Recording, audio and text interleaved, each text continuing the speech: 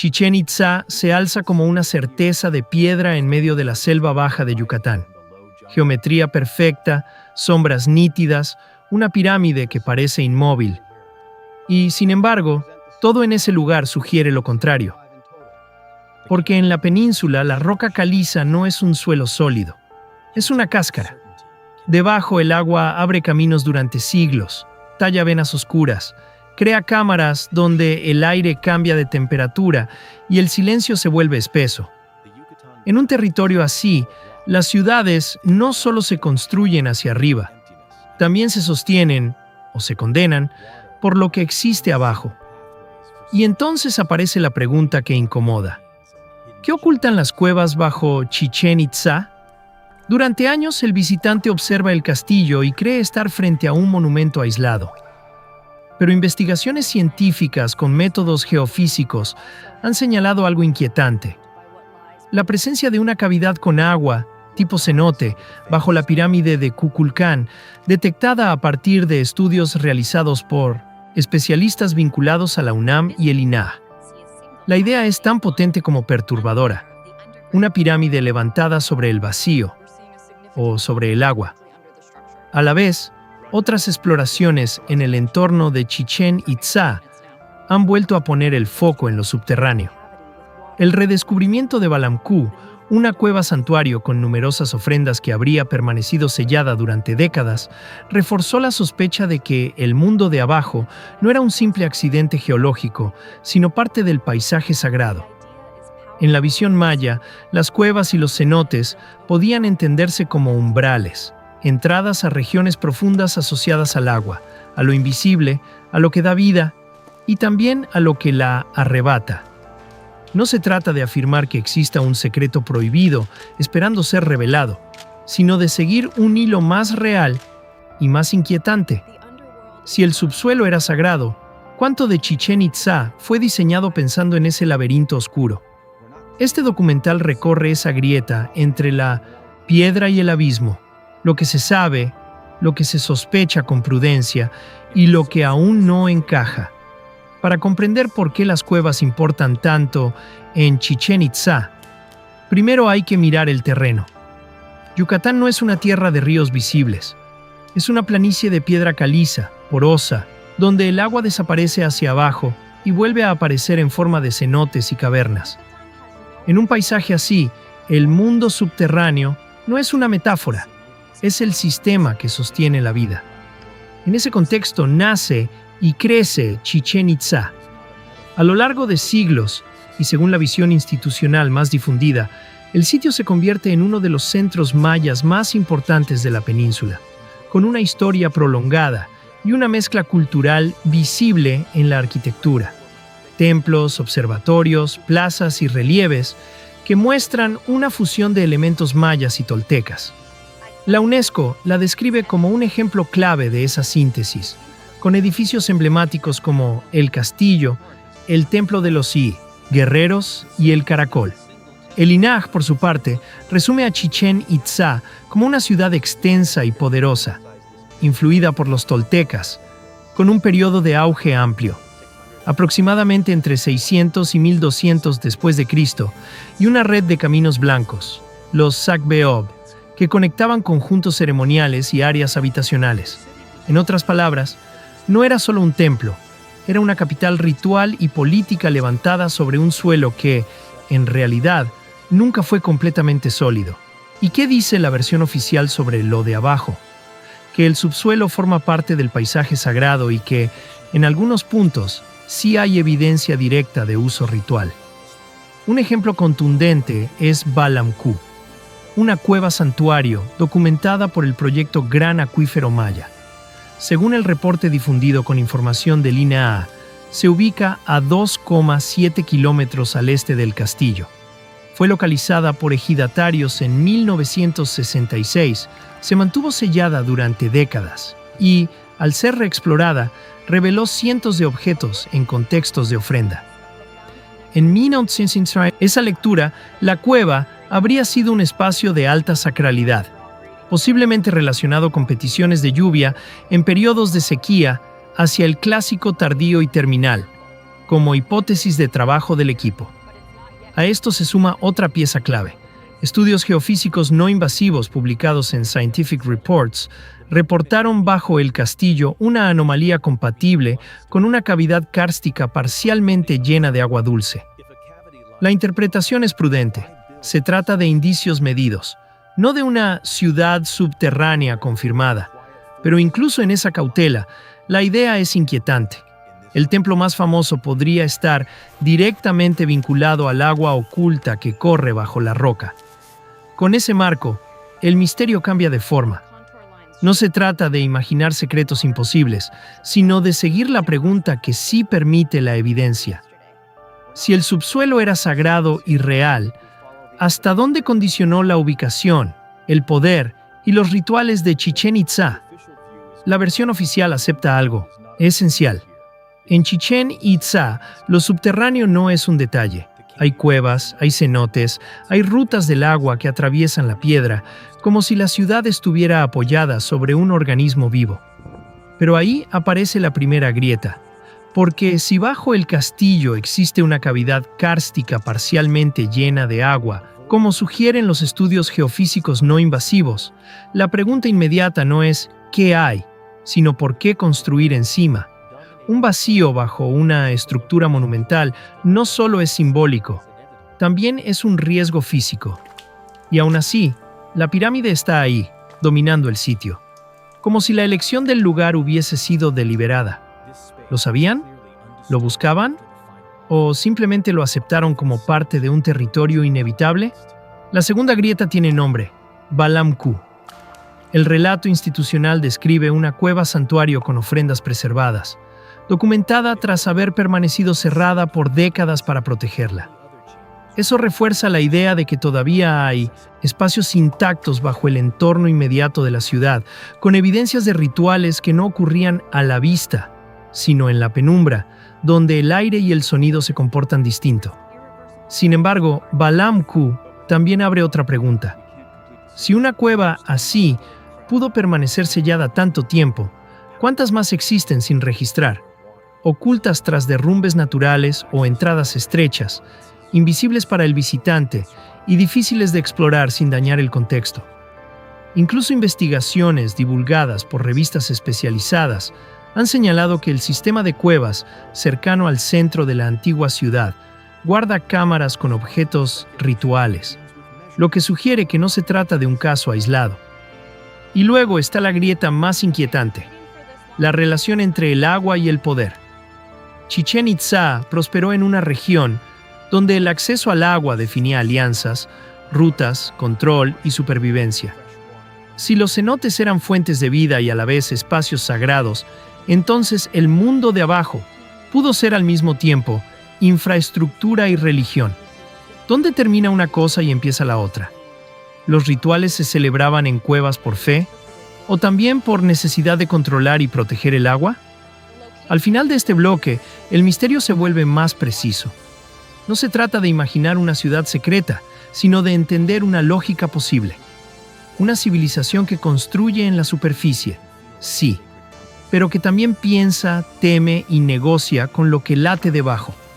En Chichén Itzá, la especulación responsable no empieza con leyendas, empieza con mediciones. A simple vista, el castillo parece dominarlo todo, pero en el subsuelo, los instrumentos cuentan otra historia. Equipos científicos han utilizado métodos no invasivos, como la tomografía de resistividad eléctrica, desplegando redes de electrodos alrededor de la pirámide para leer la roca sin tocarla. En esos modelos aparece una señal insistente, una cavidad kárstica, parcialmente llena de agua dulce, bajo el templo. No es una galería confirmada con entradas visibles, no es un pasadizo secreto demostrado. Es, por ahora, un vacío interpretado por ciencia de campo. Y aquí surge la primera teoría sobria, la que menos necesita adornos. La ubicación pudo ser una decisión ritual. En un mundo donde el agua está escondida, el agua se convierte en poder. Para varios investigadores, el trazado urbano de Chichén Itzá podría estar ligado a puntos de agua y a geometrías simbólicas. National Geographic, por ejemplo, ha divulgado la idea de que ciertos cenotes, incluido el Holtun, encajarían en una configuración que ayudaría a explicar por qué la ciudad se orientó como se orientó. No es consenso definitivo, pero sí una pista razonable. El agua subterránea como brújula sagrada. La segunda teoría se apoya en algo todavía más tangible. Las cuevas con ofrendas existen. Balamku no es un rumor. Es un santuario documentado, con cientos de objetos en contexto ritual. Su relevancia no está en lo espectacular, sino en lo que sugiere con calma. Que para ciertos periodos, los rituales más delicados no se hacían en plazas abiertas, sino en cámaras ocultas, donde el goteo y la oscuridad convertían el acto religioso en una experiencia total, y no es un caso aislado en la región inmediata. Cuevas como Balamkanché también han sido registradas con formaciones interpretadas como símbolos sagrados, incluso una figura similar a una ceiba, y con objetos ceremoniales hallados en su interior. Ese patrón, cueva, ofrenda, agua cercana, se repite como un lenguaje. Entonces, la pregunta cambia. Quizá no se trata de qué ocultan, como si alguien hubiera escondido algo a propósito, sino de qué función cumplía el subsuelo en la vida de la ciudad. Tal vez, para los Itzáes, el mundo de arriba era el escenario, y el de abajo, el umbral. Un lugar para negociar con la lluvia, con la sequía, con los dioses del agua, y con el miedo humano a que el suelo, literalmente, se abra. A esta altura del recorrido, el misterio bajo Chichén Itzá deja de parecer una curiosidad arqueológica y empieza a sentirse como una presión constante, como si la ciudad entera estuviera negociando con algo que no se ve. Porque si las mediciones no invasivas apuntan a una cavidad kárstica con agua dulce bajo el castillo, la pirámide no solo es un símbolo en la superficie, también podría ser una marca puesta sobre un punto específico del subsuelo. Y esa idea, incluso expresada con cautela científica, cambia la lectura de todo el sitio. Lo que arriba parece arquitectura, abajo podría ser geología sagrada. Pero el verdadero salto ocurre cuando se recuerda algo más inquietante. Lo subterráneo no siempre se explora, y a veces ni siquiera se toca. El caso de Balamku lo sugiere con claridad. Una cueva localizada por habitantes de la zona en 1966, con ofrendas en su interior, que fue cerrada durante décadas para evitar su deterioro. No es un secreto en el sentido conspirativo, es un secreto en el sentido literal. Un lugar sellado porque, al abrirlo, se corre el riesgo de perderlo. Y aquí aparece una implicación incómoda.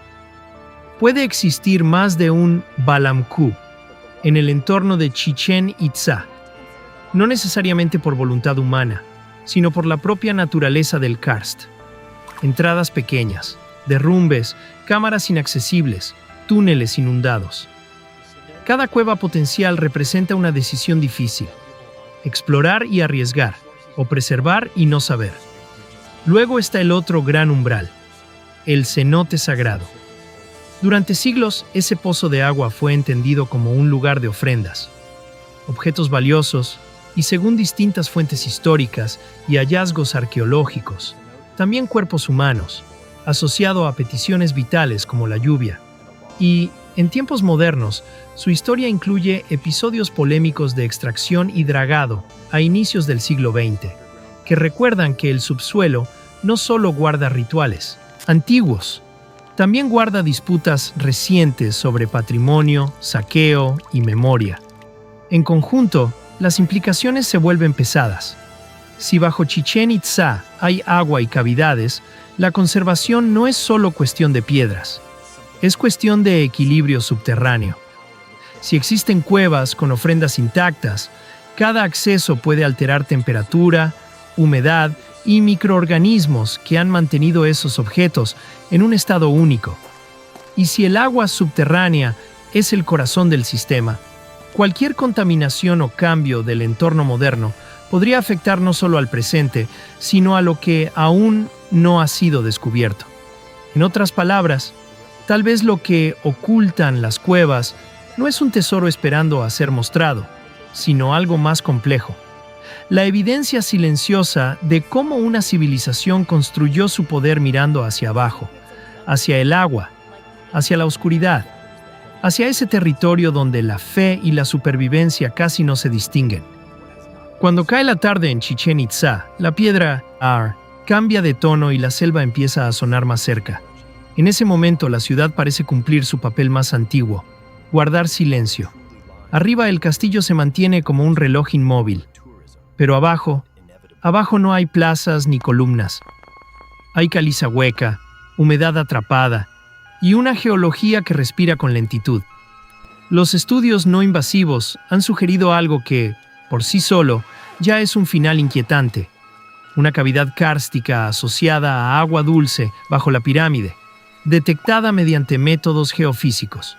No confirma túneles transitables ni cámaras ceremoniales bajo el templo. Confirma con cautela científica que el corazón de piedra podría estar íntimamente ligado a un vacío y a un cuerpo de agua oculto. Y si eso es cierto, si el monumento se alzó sobre un punto donde el subsuelo habla con agua, entonces la pregunta deja de ser turística y se vuelve casi inevitable. ¿Fue una casualidad o una decisión? Porque en el mundo maya, las cuevas no eran solo accidentes del terreno. Distintos estudios sobre cosmovisión han señalado que las cavernas podían entenderse como escenarios del inframundo, asociados a Xibalbá, un lugar de temor en los relatos míticos. No significa que cada cueva sea Xibalbá, ni que cada ritual sea una puerta literal. Significa que el subsuelo tenía un peso simbólico real, capaz de orientar prácticas y creencias. Y entonces aparece la segunda evidencia, la que sí se ha visto con ojos humanos. Balamku, una cueva santuario con ofrendas preservadas, presentada como un espacio ritual de enorme valor para entender prácticas religiosas en torno al agua, la sequía y lo sagrado. Si un lugar así existía, y si estuvo sellado tanto tiempo, la idea que queda flotando es incómoda. Lo que ya se conoce quizás sea solo una parte del mapa subterráneo.